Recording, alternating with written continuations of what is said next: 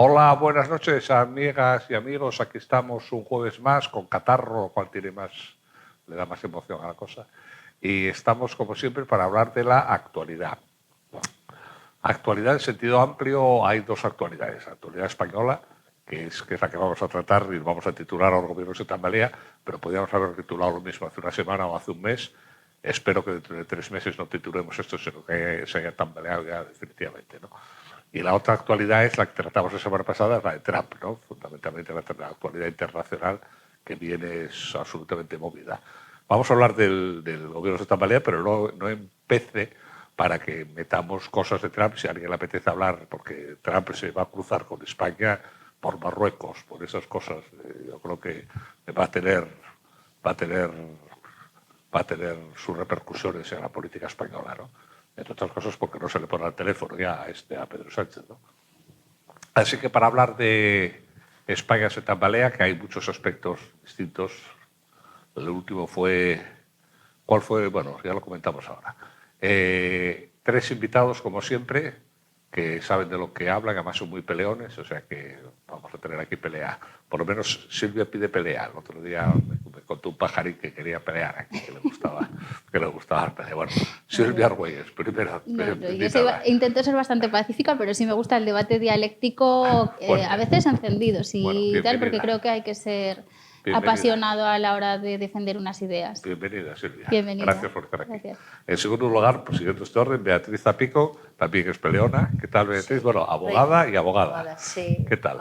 Pues muy bien, buenas noches y gracias por invitarnos a estos debates que son muy fructíferos. Y en tercer y último lugar, los últimos serán los primeros, Salustiano García, que es coronel retirado. Es correcto el término, ¿no? ¿Qué tal, Salus? Bienvenido. Y abogado también. Y abogado también, sí. Hay muchas cosas, Salus. Todos somos abogados. Por eso está aquí todo el día en los debates. Viene según representando, depende del gremio que haga falta, aparece Salus, es politólogo también. Y también pues, aparece politólogo. Esta vez vienes como politólogo, yo creo, porque todavía no hay guerra en España, todavía, afortunadamente. A veces me da hasta como un poco de cosa decir las carreras, ¿no? Claro. Me cuesta decirlo, sí, pero es así, ¿cómo se llama? Bueno, pues... Politólogo, ciencias políticas, sociólogo, sociología, antropólogo social y cultural, el que ha hecho la licenciatura de antropología y cultural, que yo la he hecho, y abogado, que lo terminé. Yo me examiné del máster universitario de abogacía en plena pandemia.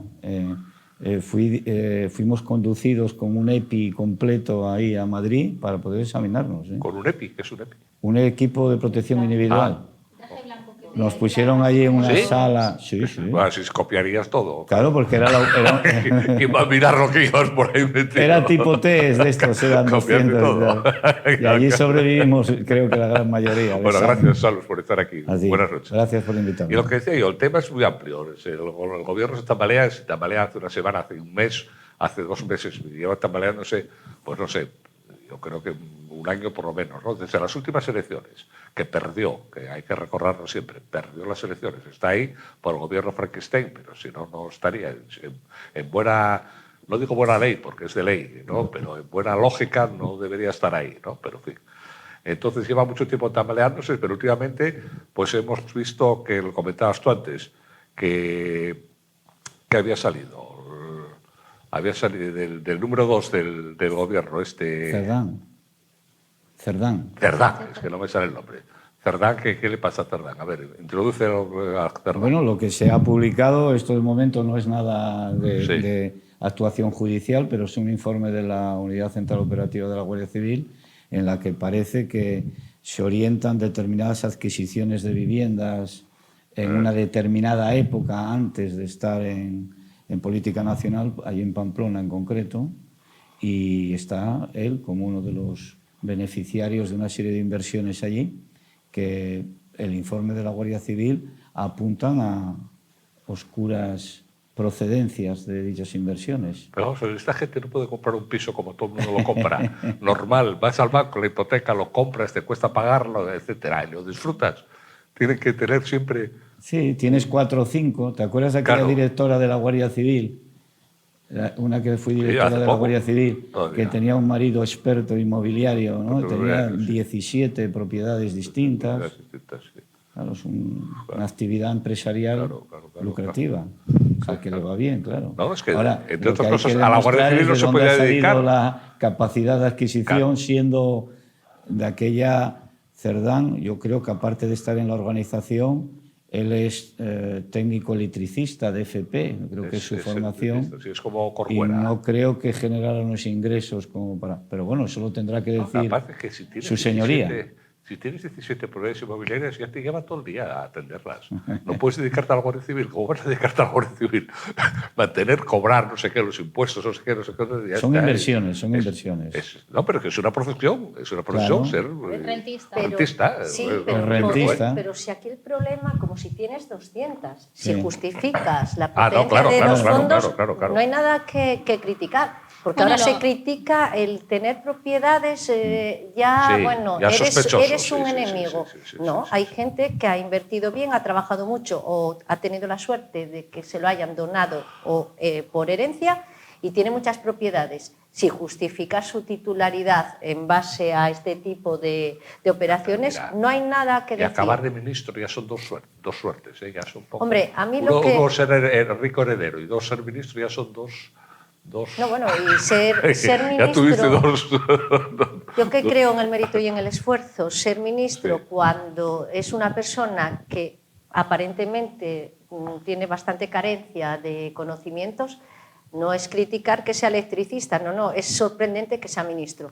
Por lo tanto, yo como me gustaría tener de diputados y de senadores a los mejores, pues estas cosas a mí me chirrían bastante. No, Cerdán no es ministro, es portavoz del PSOE y secretario de organización. Correcto, manda más que ministro. Exacto. A efectos ministros. Yo pediría, como está la cosa tan mal en política, yo casi no pido grandes intelectualidades ni cerebros. Con ser coherente es suficiente y es una incoherencia más.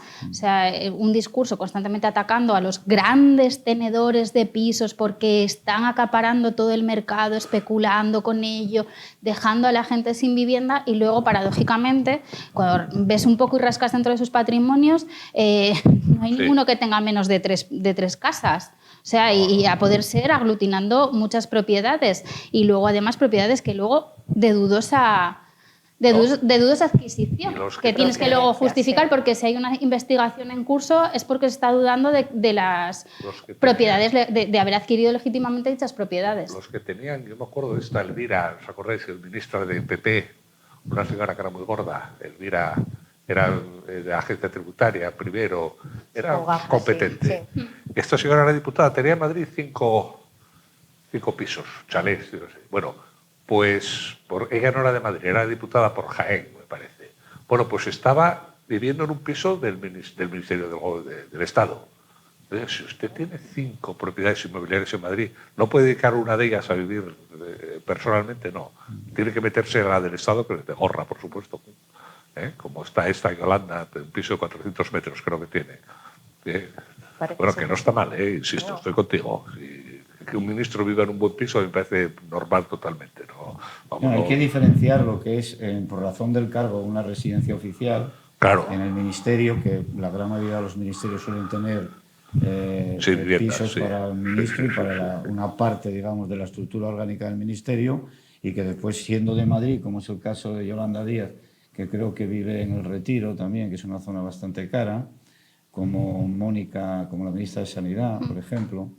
Y bueno, son propietarias de sus casas y después, por razón del cargo, pues si viven en el ministerio, pues tampoco hay nada que objetar. La dificultad es lo que estaba diciendo Silvia, pero esto se da en la política española. Yo creo que somos todos un poco culpables de cómo se asume lo que decía Hannah Arendt, la politóloga, de la política y la mentira, ¿no? Cómo son capaces de hacer un discurso incoherente, demagógico y que no se conecta en absoluto con su praxis personal. Quiero decir que tampoco uno, porque sea de izquierdas, no va a tener propiedades y va a tener derecho a gestionar esa propiedad como él estime oportuno. Pero claro, tú no puedes estar azotando a todo el mundo constantemente con y legislativamente. Los de arriba, los de abajo. Y legislativamente. Y legislativamente los de arriba, los de abajo. Contra ese discurso a determinar. Los tenedores, y después tú eres un elemento que actúa de esa manera. La delegada del gobierno es Adriana Lastra. No lo digo por ella porque llegó el otro día. Pero yo estuve varias veces en la delegación del gobierno, en la parte, diríamos, de la vivienda del delegado o de la delegada. Y oí decir, la estimación me pega, oí decir que tenía 800 metros el piso del delegado del gobierno. La delegación de gobierno tiene una planta, es muy grande. La delegación de gobierno es muy grande, el edificio. No, aquí era enorme, como la catedral. Y hay una planta completa que es la... Que es la vivienda, 800 metros. Es que no todos la han utilizado como vivienda, algunos no la han utilizado, otros han utilizado una parte, han hecho obras. Delia vivía, tenía piso ahí al lado, tenía su vivienda personal, Delia, la anterior delegada, ahí en Pérez de la Sala, pues no utilizaría para nada la vivienda de eso. No, sí, lo que hablábamos, yo considero que es perfectamente entendible si hay unos recursos estatales que se tienen que poner a disposición de unos cargos, bueno, y además que si obedecen siempre a unos criterios justificados, que puede ser por razones de seguridad, por razones de intendencia a la hora de organizar la actividad ministerial o de delegación de gobierno, si eso perfectamente está justificado y hay que, bueno, son unos recursos que están ahí a disposición. Yo lo que no caso bien es con la incoherencia de los discursos y que luego eso se avale legislativamente, pero para otros, porque estamos viendo constantemente que la política se ha convertido en un circo completamente. Yo creo que el caso de Íñigo Errejón ya ha cerrado precisamente ese círculo de hipocresía, donde claramente decíamos que yo me tuve que marchar porque yo defendía, claro, era coherente con el discurso hasta que me tocó a mí. O sea, asumiéndole con total naturalidad, diciendo, no, es que yo aquí decía unas cosas que eran demenciales y las aplicaba para otros. Cuando tenía que perseguir a Rubiales o a fulanito o a menganito que a mí me interesaba para laminarlo y neutralizarlo políticamente, sí, pero en el momento que se me ha venido en contra como el boomerang, no, ese y el discurso no, esta señora creo que es una denuncia falsa la que me está poniendo. Y eso lo estamos viendo en todo. O sea, hay una izquierda completamente radicalizada que no es coherente con lo que decimos, ¿no? Y cuando ya estás disociado tanto el personaje político del personaje real, de tu realidad con lo que luego vas a... Entonces ya políticamente puedes escenificar cualquier cosa, porque como nunca vas a ser coherente con nada, mientes desacomplejadamente, entras en una espiral de corrupción moral, y la corrupción moral también trae la corrupción delictiva, que es lo que estamos viendo, y por eso es por lo que decimos, se puede tambalear el gobierno. Otra cosa es que se trastabille y luego vuelva a tal. Pero se tambalea constantemente por esa corrupción moral y delictiva, que es la que está en los juzgados. Pero como vale todo, porque ya soy tan sumamente cínico e hipócrita que puedo defender lo que sea delante de las cámaras, de un foro, de un ministerio, me da igual el cargo, puedo defenderlo absolutamente todo y luego por detrás, entre bambalinas, hago completamente lo contrario.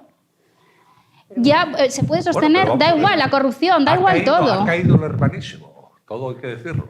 No, ha caído, ha dejado el puesto.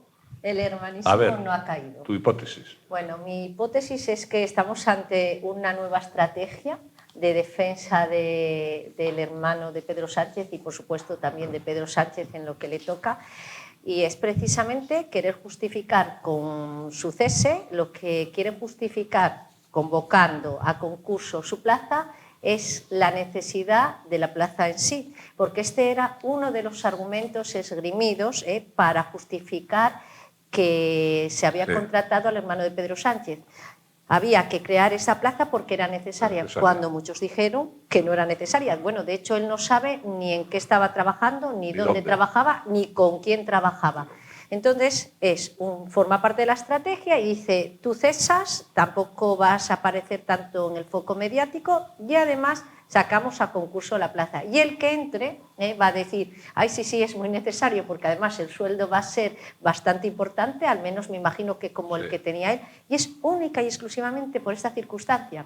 Y por victimizarse. Bueno, pero además lo más gracioso es los mensajes de apoyo, de comentarios que ves en las redes sociales que dicen, uy, qué bien, está demostrando que es una persona honesta, que es una persona íntegra. Y digo yo, pero ¿no verán esta parte de estrategia? No se ve.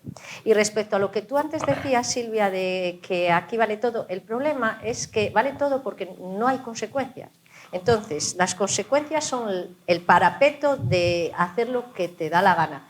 Y aquí, ahora mismo, aparte que ya nos han inoculado un hartazgo por el tema político, porque nunca estuvo tan presente en nuestras vidas, la gente está cansada. Otra vez los políticos cogen el mando y cambian. Bueno, pues ya resistimos todo.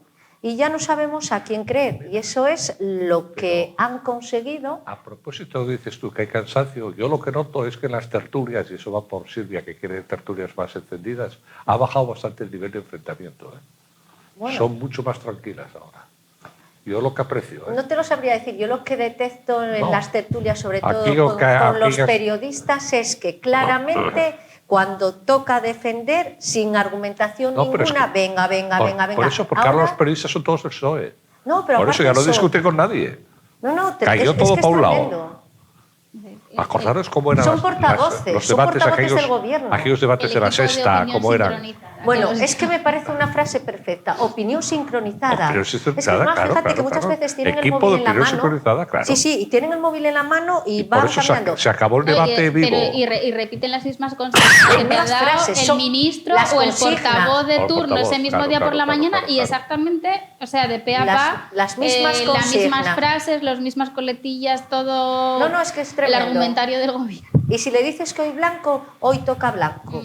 Y si al día siguiente dices negro, te dicen negro, pero además sin inmutarse. Y dices, bueno, tremendo. Utilizando un argumento más sociológico, esto se produce en las sociedades que lo permiten. O sea, quiero decir que la...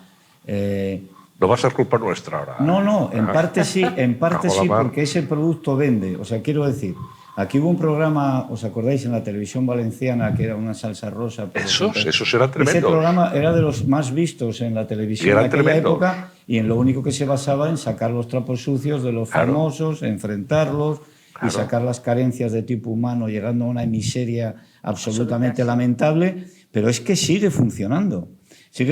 Entonces eso habría que minimizarlo pues, con una educación cívica y una exigencia mayor por parte de múltiples organizaciones que tiene la sociedad para exigir, sobre todo a los que tienen la responsabilidad del uso de los dineros públicos, para que las cosas también tengan una finalidad ligeramente educativa. No puedes estar vendiendo bazofia constantemente. En cuanto al hermano de Sánchez, quería apuntarte una cosa. Decías tú que le favorecía su dimisión voluntaria de cara a una estrategia de defensa. La estrategia de defensa desde el punto de vista jurídico, yo la parte que puedo ver un poco más técnicamente, es muy dificultosa después de su declaración ante el juez, porque fue una declaración, y yo creo que no hay abogado, por muy Superman que sea capaz de sacar adelante a un investigado con esa actitud y con esa incapacidad de trasladar ni siquiera un mínimo, ahí sí que de incoherencia total sobre lo que estaba haciendo, dónde trabajaba, o sea, es que es una cosa. Entonces, pero este señor, independientemente de que sea el hermano del presidente, este señor está investigado por 5 delitos. No es un delito solo, de tráfico de influencias, podemos pensar. Tiene un delito contra la administración, contra la hacienda pública, prevaricación y malversación de fondos públicos. Ojo, o sea, es que la juez Viezma parece que tiene mucho ánimo llegar hasta el fondo del tema. Y ha sido clave la declaración del investigado, fundamentalmente. Y después de aquellos elementos de la administración pública que fueron incapaces ni siquiera de demostrar en los informes técnicos, jurídicos, judiciales, que llevan todos unos sellos y una claridad de exposición absoluta, y aquello no lo firmaba nadie, se copiaban, se pasaban los papeles. Y los informes de la agencia tributaria, por ejemplo, un ejercicio de gimnasia mental sorprendente de cómo podían justificar que este señor, teniendo una plaza pública en Badajoz, estuviera viviendo en Portugal. Por ejemplo. Y tributando en Portugal. Eso es raro, Él creo que lo asesoró la propia ministerio. Pero es que ahí se abre un melón entonces para otros investigados tributarios que te exigen que tengas que estar, si tus ingresos están aquí, tienes que estar viviendo aquí X tiempo y tal. ¿Cómo puedes casar tú estar cobrando como funcionario español viviendo en otro país y tributando allí, cuando todos tus rendimientos vienen de aquí. O sea, es una cosa insólita completamente. Erosionan todo tipo de instituciones con tal de proteger a los suyos, porque los informes expedidos por la agencia tributaria para favorecer precisamente que el hermano de Sánchez, trabajando en Badajoz, pudiese tributar en otro país, se están utilizando en procesos, los informes, precisamente en contra de la agencia tributaria, es decir, en contra de todos, con tal de protegerlo. Bueno, y además, que no los firmaba nadie.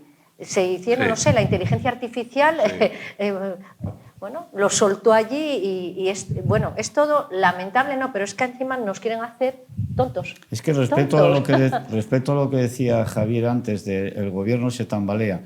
Yo creo que la personalidad política de nuestro presidente no es una personalidad democrática. Yo creo que está demostrando claramente que tiene un sentido del poder al cual él es un fiel seguidor de todas aquellas técnicas que sirvan para utilizar esas estructuras para sus intereses. Eso se está demostrando y uno de los problemas que tiene ahora mismo, aunque está muy acostumbrado a moverse en el alambre desde su más tierna infancia público-política, siempre ha estado en una situación complicada, la tuvo en el partido, salió, la tiene constantemente. Yo creo que la fase fundamental, yo creo que en el corto plazo ahora, lo que puede ser una clave de su mayor o menor pervivencia como presidente de gobierno, como gobierno de coalición progresista, está en lo que se está tratando ahora con Junts. Yo creo que ahora mismo se está jugando esa partida y en el caso que obtenga luz verde de Junts para los presupuestos, por ejemplo, o cualquier otro plazo, medio plazo, que les pueda ser rentable políticamente, por supuesto que el gobierno seguirá bastantes meses. O sea, eso se está jugando ahora, yo creo. Si esto no se da, yo creo que es muy difícil con lo que tiene judicial que pueda sostenerse. Está claro porque está en un ejercicio de funambulista que en cualquier momento es sostenido por hilos muy finos. Esa teoría del chorizo, van cortando rodajas hasta que no quede nada y hay un momento que no quede nada. Pero seguramente ahí llegó ese momento. Pero él genera otra situación. La capacidad él va que tiene... partido, que además lo dijo así. Como dicen, baja. Pero por eso digo yo que al hacer un análisis político hay que también hacer un análisis personal, porque no es lo mismo Maduro que Chávez. No es lo mismo Bukele que ¿cómo se llamaba aquel, el del Salvador anterior, el que está perseguido ahora en busca de captura, el anterior, no me acuerdo. Bueno, que Bolsonaro. Bolsonaro, quiero decir, hay que ver cada elemento en su contexto. Y el contexto de Sánchez es un contexto que las líneas rojas, en principio, forman parte de su dinámica política. O sea, quiero decir una cosa y a las 24 horas hacer una argumentación totalmente contraria. ¿Cuántas ha hecho de esas? La amnistía, los indultos, Podemos. O sea, es que estamos presenciándolo constantemente y seguimos queriendo hacer un análisis como si fuera un político que el Estado de Derecho, con el mecanismo de contrapesos, le importara algo. Pero tú sacaste lo de Puigdemont. ¿Hasta cuándo va Puigdemont a aceptar que le engañen? Porque le engañan, le prometen 10 y le dan 1. Yo creo que yo creo que son dos pícaros aprovechándose mutuamente. Ese término, además, pícaros. Es el término español, pícaros. Son tal para cual, pero Junts, ¿dónde va a ir que más valga? Me refiero, es que los está exprimiendo al gobierno como un limón. Le van a conceder absolutamente todo. Yo pienso, fíjate, que va a saltar antes por el tema de la corrupción que por el tema de Junts. Junts lo está consiguiendo todo. Y como consiga el tema se lo prometen, pero no se lo dan. Les prometen palabras y tal, pero después ahora la verdad... Yo creo que sabemos mucho menos de lo que está tratado, porque evidentemente tienen que ocultarlo porque debe resultar insoportable hasta para algunos socialistas. Y es, yo siempre me gustaría apoyar a aquella persona que me lo dé todo. ¿Cuál es la otra opción? Unas elecciones que pueda ganar el Partido Popular y el Partido Popular, ¿qué le va a ofrecer a Junts? Bueno. Lo mismo. igual nos sorprendíamos. Igual nos sorprendíamos. ¿Os acordáis aquel ministro alemán que tuvo que dimitir por un doctorado que había hecho? Por copiar una frase, algo así. Pues esta es el nivel de exigencia que puede darse en una sociedad de una manera y en otras de otra. Nuestro nivel de exigencia como sociedad no es que esté por los suelos, es que no existe. Es que incluso la gente, cuando hablas, yo tengo, digamos, una percepción, no quiero utilizar la palabra moderado porque está muy de moda, pero vamos, nunca he sido una persona de animosidad argumental, dura contra nadie. Incluso he sido capaz de convivir a veces con personas que dices, tú no tiene nada que ver contigo, pero oye, algo me tiene que decir. Sin embargo, dice, te estás radicalizando. O sea, quiero decir, que incluso la propia gente que ve la situación y ve cómo la expones tú, en vez de hacer el análisis objetivo de la situación, te implica a ti en una radicalización. Es increíble. O sea, y eso ocurre mucho en la sociedad española. Todo esto tomando una sidra, una caña o lo que sea, porque después la gente no quiere saber nada. Sí, porque... Salvo cuando les toca a ellos el callo, claro. Ahí es muy interesante la teoría de la que hablaba Cayetana, del tablero inclinado. Uno se mantiene en su posición, pero cuando te inclinan el tablero, los demás se decantan hacia ese lado y entonces tú te vas alejando de ellos considerándote extremista tú, cuando realmente las posiciones, si vemos unos años para atrás, serían las moderadas y las centristas. Y ahondando en lo que comentabas, muy interesante respecto a lo que es el análisis del personaje, que sabemos que es un adicto al poder y además con componentes narcisistas, tiene una visión muy pagada de sí mismo, con una valoración mucho más alta de lo que, vamos, modestia no tiene el personaje, lo que es Pedro Sánchez. La cuestión aquí es... yo lo que pienso es que ¿qué político no quiere vivir anclado al poder o anclado al sillón? Porque al final es que al final es un medio de enganche. La política al final, si la vemos... A ver, lo que pasa es que la política luego vista desde dentro tiene una visión lamentablemente mucho más descarnada, cruda y al final más propia de lo que hablábamos del César y los cesaristas cuando se apuñalaban para uno con el otro, de lo que debería ser, pues una vocación de servicio público al ciudadano. Entonces yo ya parto de que muchos de los políticos que van a llegar a las altas esferas es porque ya tienen un bagaje de estar en ese enganche al poder. Porque al final, y si no lo tienes, al final algo hay ahí, porque lo ves en todos, que no hay quien los descabalgue. Y ahí se quedan. La cuestión aquí, lo que se debería analizar es cómo puede ser que tengamos un sistema democrático que debería estar preparado para personajes como Pedro Sánchez y que los resortes democráticos de límites tuvieran que estar funcionando y no lo están haciendo.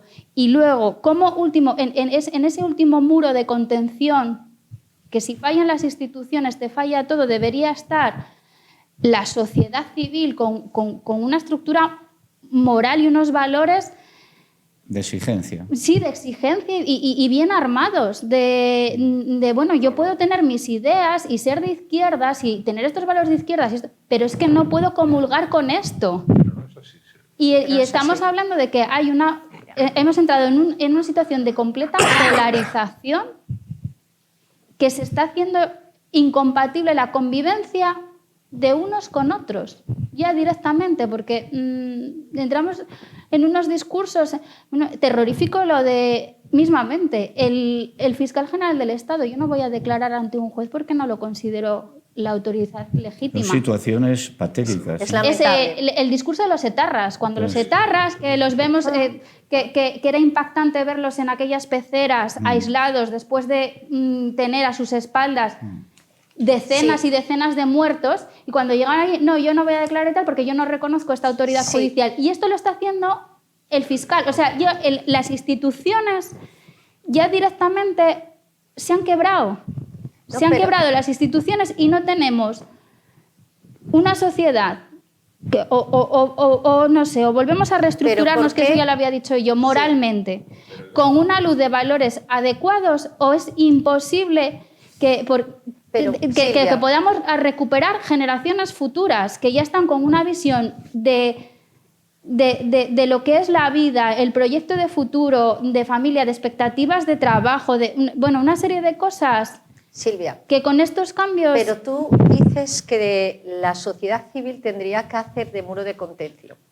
Con el tema del fiscal solo hubo una asociación de fiscales que exigieron que dimitiera porque dijeron algo así como que parecía un delincuente frente a un juez. Lo de me acojo a mi derecho a no declarar. ¿Qué tienes que guardar? Un fiscal general, ¿qué tiene que guardar?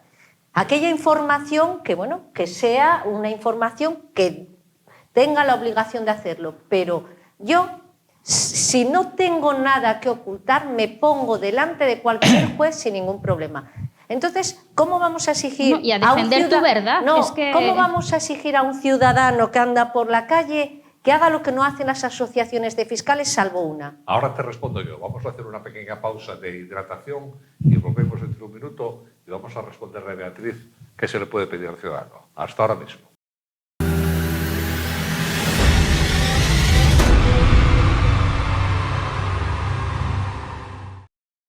Ya estamos de vuelta después de la pausa de hidratación, que fue muy ceremoniosa. Productiva. Tenían que ver esa parte los espectadores. Y estábamos diciendo que ¿por qué no se moviliza la sociedad? Porque a la sociedad hay que movilizarla. El otro día tuvimos un ejemplo muy bueno, los sindicatos movilizando a la sociedad. Eran 300. Contra la oposición. Contra la oposición que no gobierna. Hay que ser proactivo. Muy socialmente. coherente, sí. Yo creo en el activismo, que me parece muy bien. Es imprescindible. Por ejemplo, Silvia eres, ¿no? No, Silvia, tú. Beatriz, yo la he conocido en una posición personal nada cómoda, pero sí de trabajo en la calle, exigiendo algo que en este caso lo voy a citar, era el tema de la lengua, y si no da la sociedad esa cara, entonces ¿qué pasa? Que te ponen la lengua obligatoria. Pero ya que no la da, ¿qué? Pero la da, o sea que hay gente en la sociedad que coge un domingo a las 4 de la tarde, pasando frío, se va a la escandalera, pone un puesto allí y se pone a recoger firmas contra la fiscalidad. Pues de eso se trata. No, pues tiene que haber más. Bueno, claro, pero es que no vale hablar en deshidrato. Tiene que haber más, pero tú ya sabes que el que pone la cara se la parte. Sí. Es decir, tienes que hacer... son actividades que te cuestan tiempo, dinero, disgustos y bueno, es un compromiso. Si te metes, claro. Yo soy de las personas que si me meto en una causa, hasta el final. Pero hay muy pocas personas que quieran comprometerse. Yo es que yo ya realmente lo que yo digo es que ya no pido ni que la sociedad se movilice, sino que simplemente volvamos al sentido común y a la racionalidad. Ya luego, o sea, ya con eso ya estaría ya un 90% hecho. Y luego aparte, oye, pues si hay que movilizarse por determinadas causas a mayores, mejor. Pero volver otra vez a tener unos valores de convivencia mínimos, que no los hay. Es que no los hay, porque ha habido un discurso que ha calado, lamentablemente, que ha venido desde el 2008, con la crisis del 2008, los indignados que trajo todos los círculos de Podemos y todo lo que tal, que ha calado en la sociedad un resentimiento. Y en unas generaciones un resentimiento de pasar a que la gente se movilizaba porque yo quiero tener un trabajo. Claro. Ahora ya no, nadie se moviliza. Yo quiero tener mi vivienda. Y la vivienda, y todo se llena la boca. No, es que la vivienda es un derecho constitucional ya, pero igual la Constitución, que tiene un sentido y el orden de sus artículos también lo tiene, claro. Antes de eso va el derecho al trabajo. Y luego va el derecho a la vivienda, porque para poder adquirir la vivienda tienes que pasar por tener un trabajo. Y ahora ya nadie pide eso, ahora es vivienda gratis. Y si no que me la dé el que se ha esforzado, el que haga cosas. Que se la quito. Sí, el que tiene su patrimonio lo ha conseguido, entonces ese que me dé la vivienda para mí. Entonces, ya una confrontación total, porque es imposible esa convivencia entre un propietario contra ese inquilino, es imposible que volvamos a tener unas relaciones pacíficas, empresario y trabajador.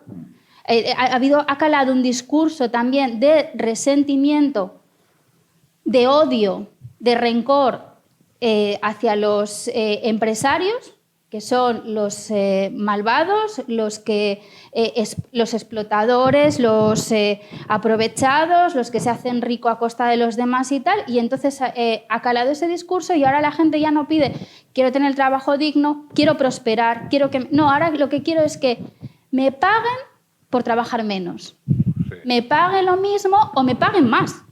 Que encima me paguen más, pero que yo trabaje menos. Es insostenible ese discurso. ¿Cómo puedes pretender que te vayan a pagar más con una menor productividad? Y eso posiciones irreconciliables entre empresario y trabajador. Puede seguir el hombre con la mujer. Todas estas leyes del género, de la convivencia, todas las leyes que se han metido en las familias, sí. Es incompatible que haya una convivencia sana con unas visiones que estamos viendo, con el circo del juicio de Rubiales, con el del otro, con todo eso, donde hay una criminalización por todo lo que hace el varón, porque se ha asumido que las mujeres somos seres inferiores, casi somos discapacitadas intelectuales, que una mujer ya hecha y derecha, madura, no es capaz de gobernarse por sí misma, de gestionar una cita, de gestionar, hablar con otro señor, de nada de eso, y cualquier cosa que haga eso va a ser violencia. Y además todo lo que diga se le va a creer porque da igual ahora que tenías un sentimiento de... Porque se la está tutelando, porque se nos trata como si fuéramos menores y porque además hay que creerla sí o sí. Porque si tú estabas de fiesta con jolgorio de no sé qué y tal, puedes decir, no, es que yo por dentro estaba muy compungida y lo estaba pasando tan mal, pero por dentro estaba de fiesta y tal, entonces vale todo. Vale Silvia, 3 años después denunciar esa. Otra quiebra. Hombre, mujeres. Es una posición irreconciliable con esos parámetros de convivencia. Esos discursos de enfrentamiento, hombres, mujeres, empresarios, trabajadores, tanta culpa los tienen quienes los fomentaron como los que no supieron parar. Porque no sociedad, porque también la sociedad para tener voz y voto hay que movilizarse, y quien moviliza a la gente en su gran parte son los sindicatos o los partidos políticos. Si hay unos partidos políticos, vamos a llamar de izquierdas, que están fomentando ese discurso del odio, de enfrentamiento de unos contra otros, pues tendrá que haber otros partidos políticos que salgan a rebatir todos esos argumentos y que convenzan. La cuestión es que los silencios nos hacen cómplices de lo insoportable. Y el problema es que aquí hay mucha gente que calla porque están más cómodos. Y las oposiciones hay que hacerlas también en la calle y movilizando a la gente. Sí, se llega a blanquear a ETA, pero se criminaliza a Vox. ¿Cómo es posible que suceda esto? Por los discursos y por los silencios cómplices de otros. Por lo tanto, la gente se moviliza o se enfrenta dependiendo de lo que estamos viendo. Nos han querido enfrentar. Pedro Sánchez no dijo que iba a construir un muro y unos para un lado y otros para otro. Pues lo hizo. Y ahora somos eso. Aquí yo siempre digo que España es pendular. Pasamos de un extremo a otro y barremos todo lo que hay por el medio. Es increíble, no sabemos mantenernos un poco en el centro. Falta absolutamente, y en eso estoy de acuerdo contigo, el sentido común. Yo el sentido común, bueno, es que lo que está mal deberíamos ver todos y lo vemos. ¿Qué ocurre? Que luego hay otros intereses que dicen calla, que a ver si me toca a mí. Es que a mí el sentido común es que no me lo tiene que dar un partido político. No. Ni me lo tiene que dar un líder. Es más, es que yo asumo que como vivo en un Estado democrático, soy yo quien le tengo que decir a ese señor, es que tú tienes que tener esos valores, es que tú mis intereses los tienes que preservar tú. Yo no tengo que estar para sostenerte a ti tu puesto, tus privilegios, tu calidad de vida, tu tal. No, el que sirve es el político al ciudadano. Y partiendo de esa base, lo que haces, si tú tienes claro cuáles son el orden de la infraestructura de poder, pero que no la tenemos claro, porque como parece que los políticos están ahí anclados en un púlpito y ya nosotros tenemos que resignarnos a aguantar lo que sea, y el ciudadano lo que tiene que estar es nada más que para pagar y callar, porque si no ya te meteré ahí el hachazo con la agencia tributaria, los impuestos. Bueno, si es que cada vez... ¿Qué normativa de unos años para acá que nos han limitado todo. Nos han limitado con qué coche podemos ir, si podemos coger un avión o no, hasta cómo tienes que reciclar, y todo a base de multas, todo a base de pagar. Tú estás aquí nada más que para pagar y callar. Si el ciudadano tuviera claro ese orden jerárquico de, no, mira, es que quien te voto y el que estás en una transitoriedad muy temporal, el que eres... El temporal eres tú, nada de fijo discontinuo. Nada de fijo discontinuo. Tú tienes el contrato temporal, aquí con mi voto.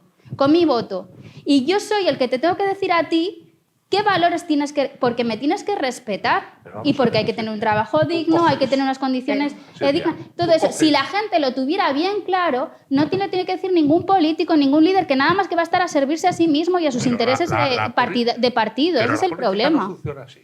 Yo conozco un montón en Asturias, a todos los que conocen son socialistas, porque esto es como la Albania de Meroxa. Bueno, pues, esto es una teoría, eso, pero espera, yo conozco un montón liberal, de una democracia liberal. Más jóvenes y tal, mayores ya hay pocos. Y gente de nivel, gente incluso con mucho nivel intelectual y con cierta actividad política en su momento, etcétera. Bueno, pues les dices estas cosas y se cogen de hombros. Y les dices lo del fiscal general del Estado y dicen, bueno, tiene derecho a tal. Y es gente de nivel, insisto. Pero coges a 1, a 2, a 3, a 4, a 5, a 6, a 7, a 8. Puedes hacer una lista infinita. Y te dirán todos, no, bueno, yo creo que tiene derecho a defenderse porque tal, y tiene derecho a no sé qué. Y seguro que tiene la presunción de inocencia, lo que siempre te dicen, tiene la presunción de inocencia. Y no sé qué. O sea, es que la política funciona por otros mecanismos emocionales, no racionales, porque es un disparate. Ese es el problema, que debería decirle, ¿estarías teniendo este mismo discurso si el fiscal fuera del otro lado? Claro. O sea, nada, claro. No lo tendrían, no lo tendrían.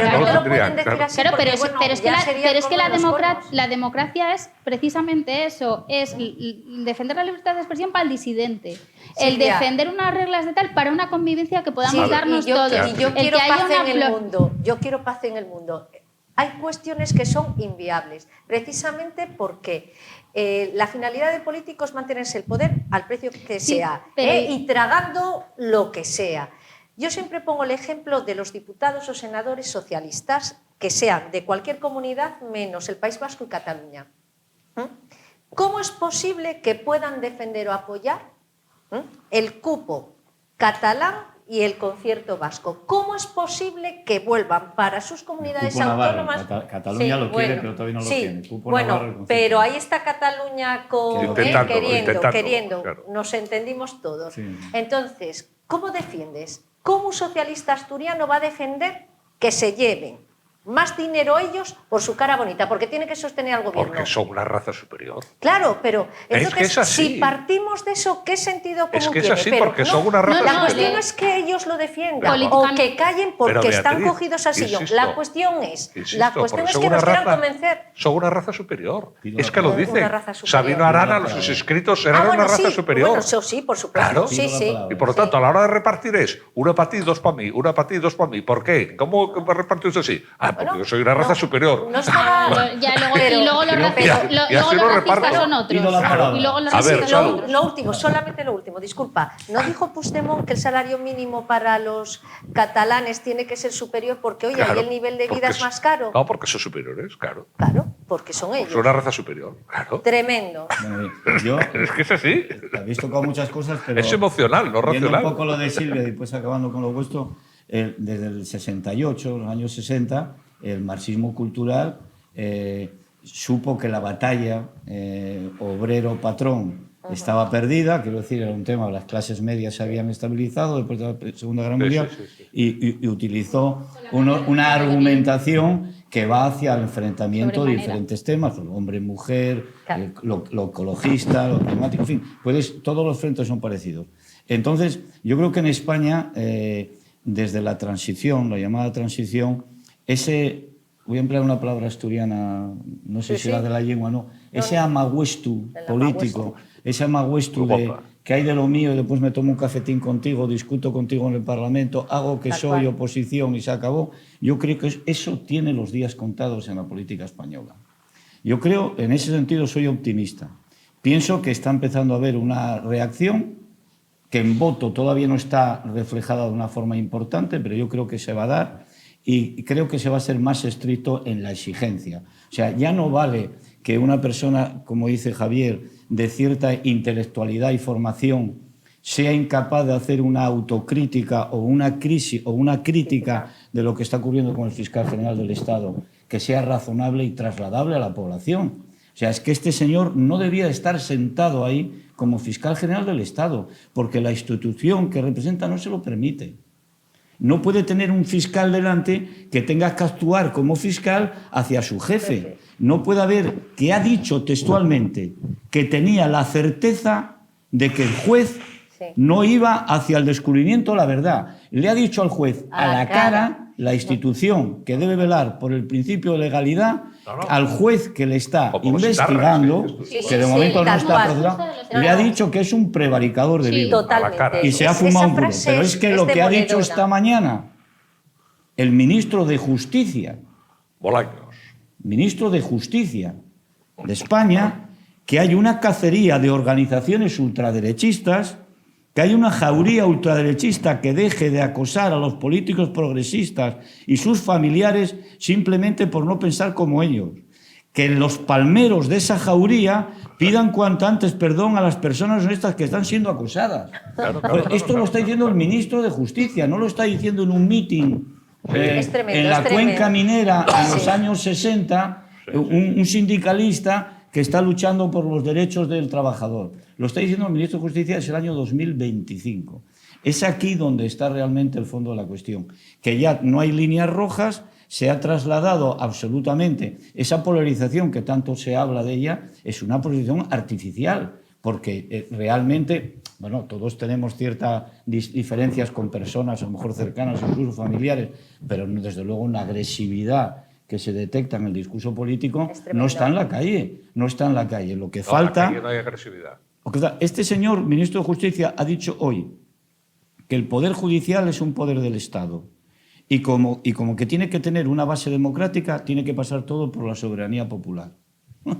O sea, es lo que le está diciendo Europa. Hay que elegir la famosa, los mecanismos de contrapesos, la neutralidad del Poder Judicial en el sentido de que sea un equilibrio que ya se estableció en las sociedades democráticas hace centenares de años, para que haya un contrapeso, porque si no lo hay... Pero no, están exigiendo todo lo contrario y hacen una colonización institucional para manejarse desde el poder de esa manera. Tú eres muy joven, no y te esa acordarás. batalla se está empezando a dar a nivel geopolítico, claramente, se está empezando a dar, quizás a lo mejor no de una forma lo suficientemente didáctica, pero sí que está empezando a darse y va a tener una contención por pura lógica de supervivencia social. Yo creo. Tú eres muy joven y no te acordarás, pero los viejos nos acordamos que se lo dijo Alfonso Guerra, es que ha muerto. O sea, que esto no viene de Sánchez y de Zapatero, viene de mucho más atrás, viene de los años 80. Montesquieu ha muerto. Se acabó la separación de poderes. Los frutos ahora de recogiendo los frutos de aquello. De haber laminado porque... Ahora lo que hay es un desparpajo. Ahora desparpajo, ¿no? Pero decir eso, Montesquieu ha muerto, ha sido en público... No, pero si la Maguestu... Vamos a ver, ¿para qué ha servido desbloquear el Consejo General del Poder Judicial? Para que lo ocupe la izquierda. Para que ahora mismo, que han cumplido los 6 meses en que se habían comprometido en elevar un informe en el cual se buscara una especie de consenso para obtener un sistema de elección de los jueces que preservara la directriz europea de que realmente el Poder Judicial tiene que ser independiente y hay que procurar que haya un extracto de los responsables que no dependa todo de la mano del poder. ¿Qué negocio pues eso? Los 2 informes se han hecho 10 vocales de un lado y 10 vocales del otro, totalmente antitéticos. ¿Pero qué negoció eso por el PP, González Pons? ¿Cuál es la preocupación de González Pons? Bueno, pues que haya obispas. Pues ¿eso que le preocupa a ese señor? Todos aquellos votantes del PP que esto lo ven claramente, y ahora me voy a posicionar, y que te dicen lo que quieren para su sociedad, ¿por qué siguen votando a una organización política que está demostrando con sus hechos que es incapaz de dar ya una batalla dura, simplemente contención, mantener una convicción política de que las cosas cuando te está llegando el agua al cuello, que no te vaya a superar, simplemente esa contención. No se está dando. Y eso es lo que hay que trasladar a la gente, en el sentido de que los representantes políticos son los que nosotros elegimos, porque vamos a una urna, ponemos el voto y le damos las mayorías para que se pueda hacer. Pero entonces intervengo yo. Entonces el gobierno no se tambalea. Se nos vino el programa, se nos vino abajo. Según lo que estés diciendo, el gobierno está sólido. ¿El gobierno está? Sólido. ¿Por qué? Por esto que estés diciendo. Que sale Bolaños, nos dice lo que le parece, que el otro no sé qué, que no le pasa nada, que el fiscal general insulta a un juez. El formato de Sánchez fue el de ir superando líneas rojas, superando ese chinismo. Luego está sólido. Entonces los ministros son los sumisos portavoces de la directiva. Que puede estar sólido. Hoy superamos esto, luego superamos. Va a ir saltando líneas rojas, pero esto es como un juego donde tú vas pasando las pantallas y al final no sabes, o igual llegaste a una que entraste mal en ese momento, porque en ese juego de equilibrio estás siempre en el alambre, pues caíste y te mataste. Políticamente, que ahora hay que matizarlo todo, porque no vaya a ser que luego me vayan a llover alguna denuncia de algo. Ahondando en el análisis sociológico, que creo que al final, porque ya estamos yendo a lo más mollar, porque el tema aquí, y creo que lo que sí que coincidimos todos, y eso es, hay consenso en la mesa, es que tenemos un sistema democrático tocado. Entonces ya nos vamos a la mayoría de que estamos ya al ciudadano, al votante, ya analizando ya a lo más esencial, que es la soberanía popular. El tema de la agresividad, y sí es verdad, hay discursos durísimos políticamente. Bueno, es que ya ha trascendido los discursos políticos, porque al final la causa del fiscal general aquí, de lo que se está hablando, no es que un fiscal haya delinquido, que por lo que se le está juzgando presuntamente, sí, que haya delinquido presuntamente, obviamente, sino porque presuntamente ha delinquido contra un señor anónimo que pasaba por allí porque al final era para dilapidar a una rival político. O sea, quiero decir que la agresividad ya ha sobrepasado... En un momento temporal en el cual había salido lo de Begoña. Bueno, sí. Pero bueno, quiero decir era un lateral. Esa agresividad ha sobrepasado con creces los discursos. Ya no se quedó en el discurso, ya se quedan en actuaciones completamente gravísimas, y además que estamos viendo ya líneas rojas. Cambio los móviles, borro cosas, destruyo pruebas. ¿Cómo puede cambiar 6 móviles? Y no le da vergüenza decirlo, pero usted ¿cómo queda con 6 móviles cambiando móviles? Una cosa que traje aquí en eso andan los narcotraficantes. Acabo simplemente son con los el tema de la narcos los que andan cambiando móviles. Que igual también vuelve a ser un análisis muy negativo por mi parte. No está existiendo agresividad en la calle o en la agresividad en esos discursos, no porque... Yo creo, lamentablemente, no porque haya esa pacificación en la ciudadanía, sino porque hay miedo. Y hay, por un lado, gente que está imponiendo su discurso y miedo, por el otro, a la autocensura. Y llevamos autocensurándonos con lo políticamente correcto y lo de no se puede decir y no se puede dar la batalla cultural y tal. Y sí que existe, y hay miedo a eso. Y hay gente que probablemente... en el interior de su casa, en la soledad de su casa, piense muchas cosas muy similar a ideas completamente contrarias a lo que está desde el gobierno, desde todas las instituciones, desde la Consejería de Educación, desde toda esa serie de engranajes de infraestructura que al final se ha convertido en una máquina de propaganda, de un discurso que ha polarizado completamente a la sociedad.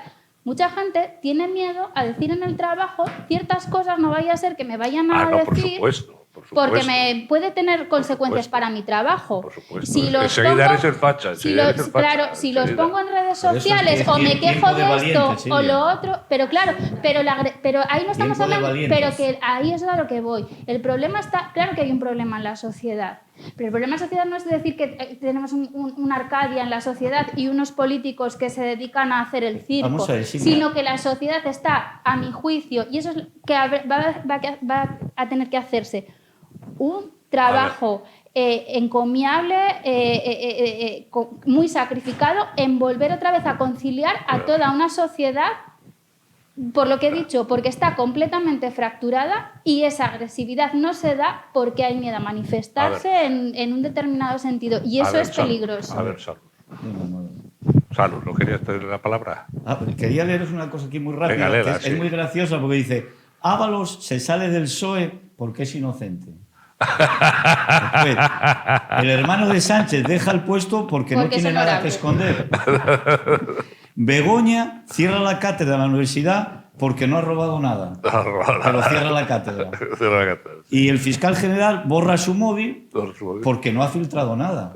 Nada, claro. O sea, es la incoherencia constante. Se están acusando. Ellos a sí mismos. Es la novela 1974. Claro. Claro. En este caso, el lenguaje... Yo lo que dice Silvia del tema del enfrentamiento o no enfrentamiento, que hay que educar, yo tampoco lo veo así. Yo no lo veo así. Bueno.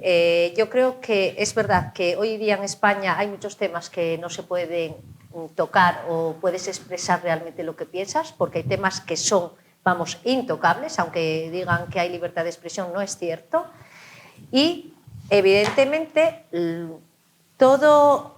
toda la campaña, todos los movimientos, los que de izquierdas que pretendieron inocular en la sociedad determinada forma de pensar, determinada forma de enfrentarnos, tenían que haber tenido un contrapeso frente a ellos. Y no lo han tenido. Por lo tanto, si tú dejas al enemigo avanzar, te va comiendo terreno, te va comiendo terreno, te va comiendo terreno y luego ya... tus posibilidades de movimiento son mínimas. Bueno, yo vuelvo a preguntar, entonces el gobierno no se tambalea. El gobierno vive en lo tambaleante. Exacto. ¿Qué quiere decir ¿Cómo se llaman estos muñecos tente? Que es la navaja de Ockham, ¿no? La hacia famosa, adelante, hacia detrás. O sea, este personaje, que es ahora esa palabra horrorosa que se utiliza, lo de resiliencia, ¿no? Sí. La resistencia. Este individuo tiene unas grandes capacidades para moverse en estos terrenos con este barro. Entonces, es como una capacidad de adaptación. Dicen que una característica de la infantería es la adherencia y la adaptación al terreno. Bueno, pues Pedro Sánchez la tiene. Se adhiere y se adapta. Pero ya vive en esa situación. ¿Hasta cuándo puede durar esto? Yo creo que está en los pactos estos que no se están viendo ahora, donde puede haber ese medio plazo, corto plazo de supervivencia. Pero desde luego lo que se llama los procesos judiciales, las investigaciones, los datos que día a día, eso es difícilmente que lo resista ningún tipo de gobierno, porque es muy difícil. Cuando día a día te va sorprendiendo un dato más. Lo anormal que es todo lo que pasa en España, que el otro día se recordó porque el Banco Sabadell vuelve a Barcelona, ¿no?, como la sede. Pero es que CaixaBank está en Valencia. No ha vuelto. El gran banco catalán por excelencia está en Valencia. O sea, qué anormal es todo lo que está pasando en España. Qué absurdo es, qué extraño, qué mostrenco, ¿no? Porque lo normal, ¿dónde va a estar? Pues en Barcelona. Además, de hecho, en la práctica están aquí, ¿no? En los despachos. Esto es, como Silvia decía, un problema de... Yo creo que tenemos que vacunarnos a base de sobrevivir a estos virus, ¿no? Tenemos un virus metido en el tejido social que nos está empezando a hacer daño y que nos puede llegar a comprometer como sociedad democrática. Queremos ser moderna, con unas estructuras mínimas de orden. Estamos en el último minuto. Y tenemos que salir de esto a base de crear inmunidad. Estamos en los 2 últimos minutos. La pregunta se repite. ¿Se tambalea el gobierno? 1, 2 y 3. A ver, empiezas tú.